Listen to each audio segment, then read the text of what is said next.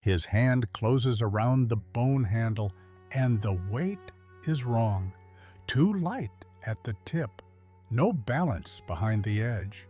This blade was made to split barley sacks, not men. He has held real iron, and his hand remembers the difference. The cookhouse is gray and cold. Outside, the guards have not yet woken. Today, that blade will open a door. This is Spartacus in Capua, the summer of 73 BC. By the time the sun sets, he will break out of a gladiator school with cooking knives. He will seize a wagon of real weapons by pure luck.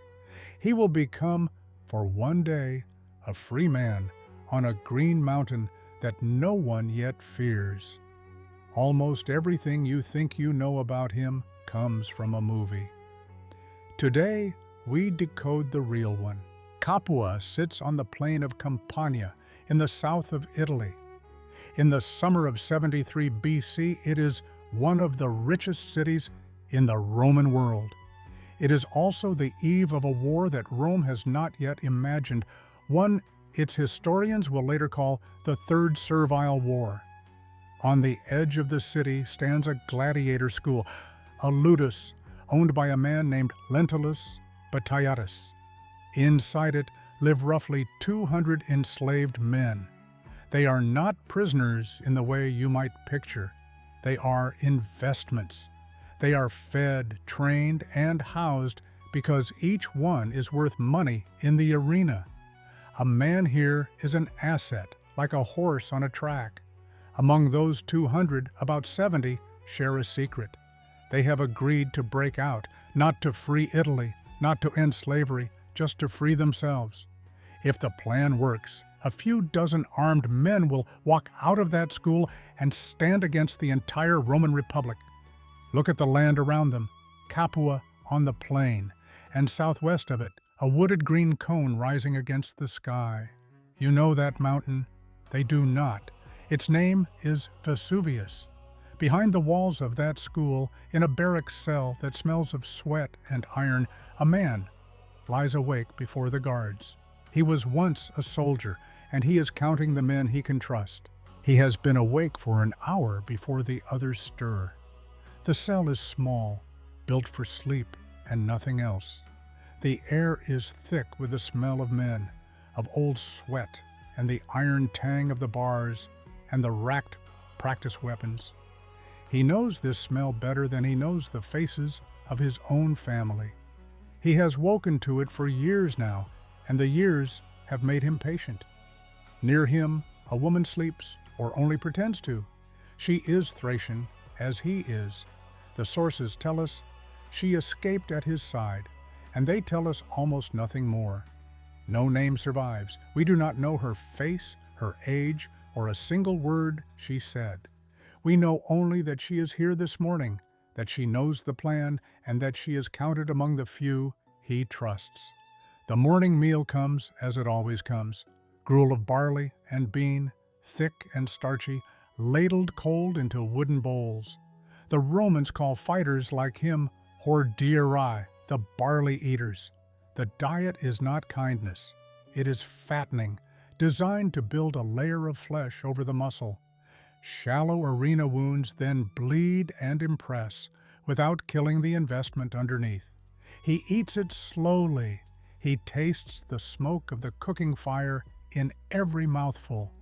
Across the room, men who know nothing of the plan eat the same gruel, laughing, complaining about the heat. He watches them without seeming to watch. He counts the doors, the guards, the distance to the cookhouse. The plan lives in the narrow space between the men who know and the men who do not. The men who are in on it eat the same gruel as the men who are not.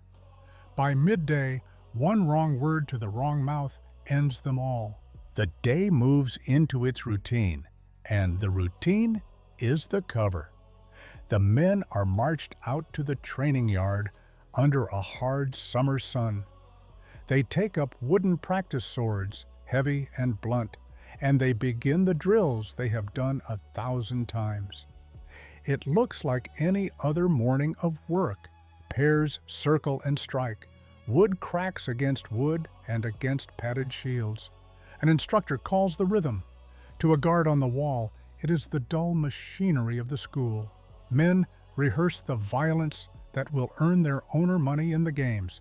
Underneath it, the plan is tightening. The men who share the secret are scattered through the yard, Gauls and Thracians among them, fighting their drills beside men who suspect nothing. They do not look at each other. A glance held too long is a confession. The spring is compressing, and only they can feel it. Spartacus moves through the drills like the others, but his attention is somewhere else. He reads the yard the way another man might read a field before a battle. He marks which guard is slow returning from the wall. He marks the hour the cookhouse stands unwatched. He measures the distance from the yard to the kitchen and from the kitchen to the gate. He is doing arithmetic that the men around him cannot see. The plan was built for a chosen hour, days away. It needs that time. It is about to lose it. And then someone talks. The plan is hours from discovery. There is no tomorrow for it. It has to be now, with whatever is within reach. If you are still here, subscribe. In a few minutes, I am going to take away the Spartacus you grew up with, the speech, the cause, the noble march. Then I will show you the harder, stranger man the Romans actually wrote down. He is not who Hollywood sold you. It has to be now. The chosen hour is gone, and the only weapons in reach are in the kitchen. The men who are in on it move together, fast and without speech. They take what the cookhouse holds: knives for jointing meat, cleavers for splitting bone, iron spits long enough to run a man through. These are the tools of cooks, not fighters, and the hands that grip them know the difference.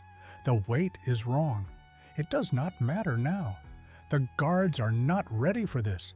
They are ready for runners, for a single, desperate man, not for 70 at once with blades already in their fists. There is a press of bodies at the gate, shouting, the short, ugly sound of iron meeting flesh. What it costs is written afterward on the cookhouse floor. Dropped bowls, blood on the stone, the open gate beyond. And then they are in the street. The grit of Capua is under their feet, and they are running, a loose mass of men who have not run free in years. The city does not understand yet. Doors are still shut. The market is still waking. Here is the luck that made history. On the road out of the city, they meet a wagon. It is carrying weapons, real gladiatorial arms bound for some other school or some other show. They take it. The kitchen knife is dropped or kept, and a true blade comes into the hand, balanced, made for exactly this. The wrong tool is traded for the right one. For the first time, they are not slaves with cookware. They are armed men on an open road. The walls are behind them. There are no bars ahead, no guards, no voice telling them where to stand. The open road is a thing the body forgets inside walls. He had forgotten how far the eye can travel without striking stone. By the time Capua understands what has happened, they are gone. Out the gate, onto the open road, climbing toward a green mountain that means nothing to anyone yet. They climb through the afternoon and into the dusk. The road gives way to slope, and the slope is wooded and green. This is Vesuvius, long before it has a reason to be feared. The men do not know what sleeps under it. To them, it is only high ground, defensible, far enough from Capua to breathe. The smell here is different from the school. Wild herbs crushed underfoot, old ash in the soil, though no one reads it as a warning. Wood smoke, once they dare a small fire. After the iron and sweat of the barracks, the mountain air is almost too clean. By full dark, the day is done. A few dozen men sit scattered around the fire, eating what they carried or found. There is no triumph in it. No one stands to make a speech. They are tired, and they are somewhere they have never been, and tomorrow has no shape yet. Spartacus sits a little apart. The kitchen blade is still with him. He did not throw it away when the real weapons came. It lies across his knees, the wrong tool that opened the right door. He keeps it the way a man keeps the first thing that ever served him. He is, for the first time in years, a free man. He is also, by accident, the leader of all of them. That is the day. One morning, one breakout, one quiet mountain. Now let me take away everything the movies put on top of it. Decoded 1. Your Spartacus is from 1960. Here's the picture most of us carry. A noble hero who fought to end slavery itself. A man who dreamed of leading his people to freedom. And that famous moment when his followers stand up, one after another. Each one shouts, "I am Spartacus." So the Romans cannot find the real one. Almost none of that comes from history. It comes from a movie. The "I am Spartacus" scene was invented for the 1960 film with Kirk Douglas. The film was based on a novel written in 1951 by Howard Fast, partly as a protest against the blacklists of his own time. The ancient Roman sources, Plutarch and Appian, say nothing about ending slavery as a cause. The revolt was about freeing the people in it, not abolishing the system. The abolitionist Spartacus is a modern invention. Karl Marx admired him. A German revolutionary movement took his name. We built a hero on top of a few thin Roman paragraphs, and then we forgot we built him. Decoded 2. It started in the kitchen. Now, think about how it actually began. We picture a heroic uprising, men breaking their chains and taking up arms. The truth is stranger and better.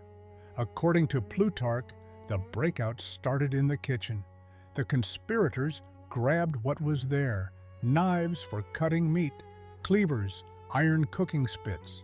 The greatest slave revolt in Roman history began with kitchen tools. They only got real weapons by luck.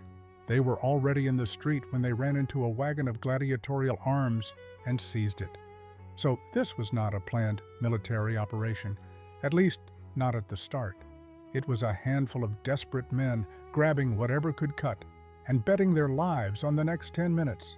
That is the wrong tool from the very first frame of this story, the cleaver that was never meant for a man. Decoded 3. Rome taught him how to beat Rome. Here is the detail that reframes everything. For 2 years after this morning, Spartacus did something that should have been impossible. He led an army of escaped slaves that grew into the tens of thousands. He defeated trained Roman legions again and again. He moved his forces with real tactics, the kind that take years to learn. How does a gladiator do that? Several Roman sources, including Appian and Florus, give an answer. Before he was ever enslaved, Spartacus was probably a Thracian who served as a soldier in the Roman army itself. We cannot be certain, but it fits. It explains the discipline, the maneuvering, the ability to read ground and outthink Roman commanders. If that is true, then the man on the mountain tonight is not a simple slave who learned to fight in the arena. He is a soldier that Rome trained, then armed, then enslaved. And in the end, Rome lost to a man it had taught how to win. By the fire, the others have fallen asleep. The Thracian woman is among them. A few dozen men, breathing slow, the only sound on the whole dark slope. Spartacus does not sleep. He sits with the kitchen blade across his knees, and he is not looking at the fire or the men. He is looking down the mountain. He is watching the road that runs back to Capua, the way a soldier watches a place where an enemy might come. The fire burns low, pull back, and it becomes one small light on the black flank of the mountain. The wooded cone stands clear against the last gray of the sky. He does not know the mountain. He does not know that in 2 years, Rome will catch him. He does not know that the road he is watching will one day hold 6,000 crosses, his own men nailed along the Appian way from Capua to Rome. Tonight, he knows none of that. Tonight he is, for the first time in years, free, on a quiet green mountain with a kitchen knife and everything ahead of him.